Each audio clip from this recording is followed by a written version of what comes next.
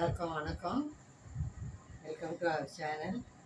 இன்னைக்கு வரலட்சுமி நோன்பு எல்லோரும் நல்லா கும்பிட்ருப்பீங்கன்னு சொல்லிட்டு நம்புகிறேன்.